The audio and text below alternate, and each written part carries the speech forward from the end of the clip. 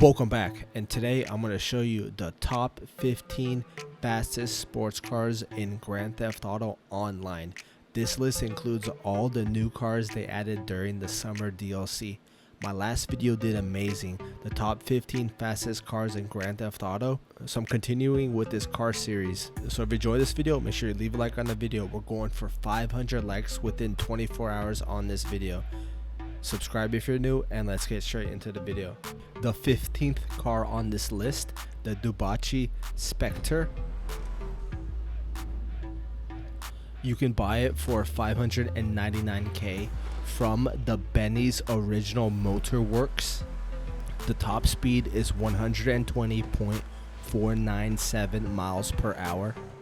It's based on the Aston Martin DB10, which was specifically developed for the James Bond film Spectre in 2015. You can upgrade the Spectre by taking it into the Benny's mod shop and upgrading it to Benny's Custom for $252K, but this does not provide any speed boost. This car has a lot of tire spin on the launch. It feels decently weighted, the grip is very good, the handling is good, and the acceleration is decent. The 14th car on this list, the Benefactor Surano. It goes for $110K from the Legendary Motorsport. Its top speed is 120.8 miles per hour. It's based on the Mercedes-Benz SLS AMG Roadster. It has a lot of tire spin off the launch. The acceleration is faster than the Spectre. Car feels light, and as the car looks like, it is very tail heavy. The 13th car on this list, the Dewbauchee Massacro, the race car livery. It goes for $275, the Legendary Motorsports version, that is the cheap version. The car I'm driving right now is the race car livery. It goes for $385K from the San Andreas Super Autos. It's based on the second gen Aston Martin Vanquish. Very little tire spin, very fast acceleration, feels medium weight, and the handling is very good. I've tested the non-race model, the cheaper one, and it feels exactly the same, and the top speed is identical. The top speed is within 0.5 miles per hour. The 12th car on this list, the Lampadati Komada. It goes for $1,275K, that is the trade price. It normally goes for $1.7 million, that is the normal price. You can find it in the Legendary Motorsport.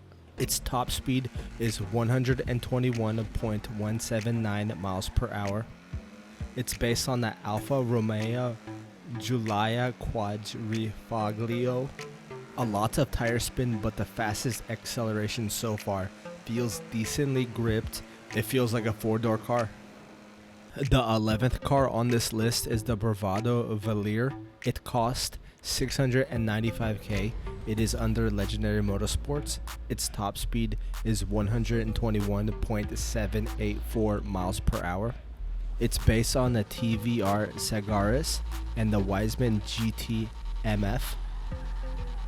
Some tire spin on the launch, decent acceleration, not the fastest at all, but the car feels very heavy and very gripped. Turning is tough, and if you like a heavy car feel, this is the car for you.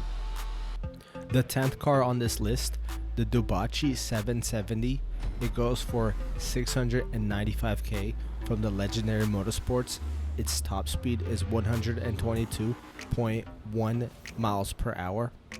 It's based on the Aston Martin 177. More tire spin at launch, decent acceleration, feels heavy but not as gripped as the Verlierer. The 9th car on the list, the Ocelot Lynx. It cost $1,735K from the Legendary Motorsports. Its top speed is 122.11 miles per hour. It's based on the Jaguar F-Type. Little tire spin, decent acceleration, feels heavy and gripped, and it feels very tail heavy. The 8th car on the list, the Vysser Neo. It goes for $1,875K from the Legendary Motorsports.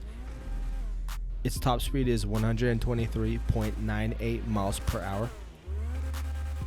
It's based on the Spiker C8 aileron. Very little tire spin, very fast acceleration. Car feels very light. Feels exactly like the car looks, a very fast race car. The 7th car on this list, the Ocelot Jugular. It goes for $918K, the trade price, a normal price of $1,225K from the Legendary Motorsports. Its top speed is 124.33 miles per hour. It's based on the Jaguar XE SV Project 8. It has no tire spin, insane acceleration compared to the last cars. This car feels like they put the biggest engine possible in a 4-door car. It's that fast. The 6th car on this list, the Albany V-STR. It goes for $1,285K from the Legendary Motorsports. Its top speed is 124.53 miles per hour. It's based off the 2019 Cadillac CTS-V. Tire spin on launch. It has decent acceleration. It's nothing like the Jugular. Not as gripped and loses control easy at high speeds. The 5th car on this list, the Benefactor Schafter V12, is the most affordable and the fastest car for its price on this list. It goes for $116K with a top speed of 125.11 miles per hour. It's based on the 2010 Barbus E V12 sedan. Tire spin on the launch, decent acceleration, a lot more grip than the V-STR, more stable at high speeds than the V-STR also. The 4th car on the list, the Grotti Itali GTO. It sells for $1,965K from Legendary Motorsports. Its top speed is 125.89 miles per hour. It's based on the Lamborghini Miura Roadster. This car is so fast, it accelerates like a bullet. It's a very fast car, very gripped and very stable at high speeds. The 3rd car on this list, Invetero Coquette D10. It sells for $1,510K. Its top speed is 128.10 miles per hour. It's based on the 2020 Corvette C8. A lot of tire spin at launch. The acceleration is decent. Doesn't feel as fast as you expect it. And it's decently controlled at high speeds. The 2nd fastest sports car, the Benefactor Schlangen GT. It sells for $1,300K. Its top speed is 130.38 miles per hour. A lot of people don't know this car is that fast. Many lists have this car listed as a lot slower than it actually is, but this is one of the few cars that can actually hit 130 miles per hour. It's based on the Mercedes AMG GT. Tire spin at launch. This car feels very heavy and very gripped, so it's very easy to handle at high speeds and you're able to regain control pretty easy. And the fastest car in the game, the Pariah. It goes for $1,420K from the Legendary Motorsports. Its top speed is 130.75 miles per hour. It's based on the Aston Martin Vanquish Zagato. It has a lot of tire spin at launch. The acceleration is insane. It is by far the fastest accelerating and fastest car in the game right now by a lot. The acceleration is insane. It gets very unstable at high speeds, so you can lose control very easily with this car. So how I calculated the top speeds, I got 2 times, this time right here and the finish. You subtract the finish time from the lap time. The distance between the 2 points is a 1/4 mile. So you multiply that time by 4, and then you get your time your car makes in 1 mile. So it took the Pariah 6.81 seconds to do 1/4 mile. Then you multiply that by 4 to find out how long the Pariah will take to do 1 mile. So the Pariah takes 27.26 seconds to do 1 mile. Then you divide that by 60 to convert it to minutes. So now you need to convert it to miles per minute. So you divide it by 1. So the Pariah can do about 2.2 miles per minute. And then you convert that to miles per hour by multiplying by 60. So in that test, the Pariah did 132.04 miles per hour.